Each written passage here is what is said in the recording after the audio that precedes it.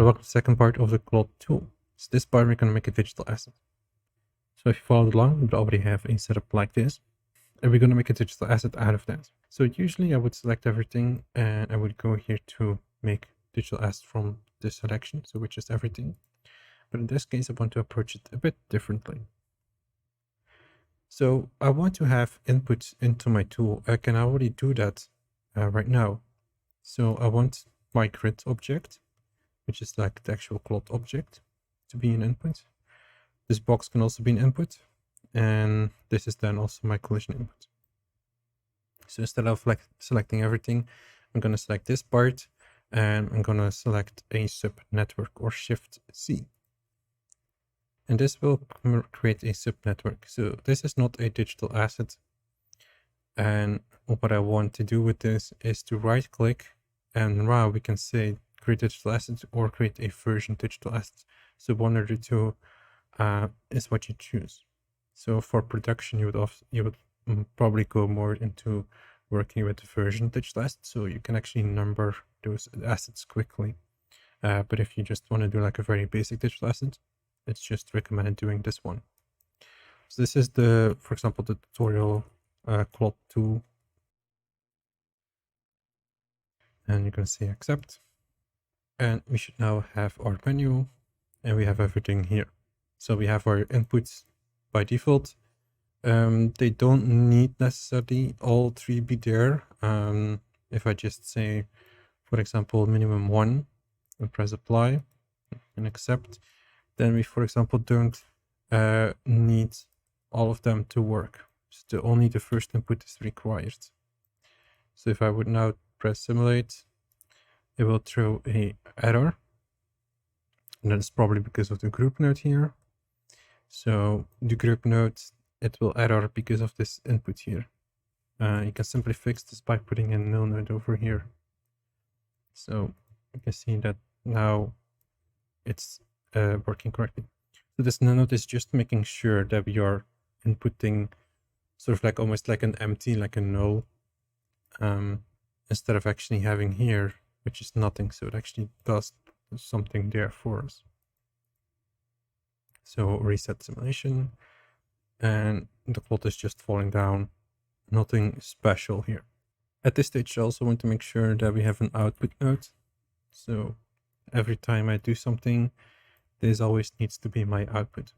So we have that all in order. So we can connect these things back again here. And let's go back to our asset and say edit properties. So we're going to go and jump into parameters. And we're going to create a few parameters. So we can keep the parameter menu quite small, or you can make it very large with a lot of options for the simulation. I probably prefer to go into like keeping it smaller. So if I give this to an artist, they can just quickly say, I need to simulate this with this, and press play, and it should work. So I'm going to keep it on the small side of things. So one of the first things to do here is the remeshing. So we're going to say target size. So we have to be careful with this in game as well, because if this value is creating too much topology or poly counts, then this will slow down our tool. So this will require some testing when we bring this into game engine. So I'm going to bring this over here, and we're going to say, for example, resolution quality or Claude quality, and we can press apply. As a small save right now, I'm just going to make sure that the range value cannot be 0. So I'm going to fill in like a very small number, like maybe 0.01. Let's write it for now. Then we can do something with UV. What I sometimes would do is use a UV transform. And with that, we can then quickly do a quick scaling or rotation of the UV. Like if I have a specific material and we want to like scale up or scale down the UV or rotate the UVs, we can just quickly do that here. I'm mainly interested now in the scaling. So just gonna say scale UV. This value should be 1, and it can go from, let's say, 0.5 to 2. Doesn't have to be that large. So I'm gonna press apply. Now this value, I'm gonna copy, and I'm gonna paste that over here. So This is just again a reference to the parameter. So as you can see, this is called SX. We can of course rename this to our own name if we want to. So this is now referencing those namings over here. Then we can actually have settings for our simulation, and we might make a folder for that. So we have simulation settings here. So we're just gonna call it simulation, and we might also need then a folder for the other ones. Just gonna call it geometry. So everything here is for geometry, and then all the other settings are for simulation. So for simulation, we can pick values from our configuration node. Like you could try to play around, for example, with like the mass. I'm just gonna probably leave it only with the stretchness. So I'm just gonna drag it over here. Just gonna call it plot stretch. Then I want to go to the actual solver, and we can, for example, play around with these values. So the scaling. So the higher this value, the quicker the simulation will happen. You can also do sub-steps, constraint iteration, smoothing iteration. This can help with some of the quality of the results. Can be interesting to have. I'm gonna just only pick here this friction, which has been useful. I'm gonna set this to 1 by default, or I think maybe probably going to 3 might be better. I'm just gonna grab it here. So we have static threshold, which we just rename to friction. You can also do the wind if you want to. Like if you want to have like a small wind blowing in this cloth to make appear more natural, or do a certain effect, we can do that as well. I think I'm gonna not necessarily include it here. There are some other settings you can try exposing. What I was also interesting is actually the reset button. So what is happening now is that if you go into simulation, like it's caching some of that data because it's not gonna want to recalculate every time something happens. It's gonna cache. So it's useful to then also have a reset button. So we can just drag the button into our system here, and then we have reset simulation. So press apply.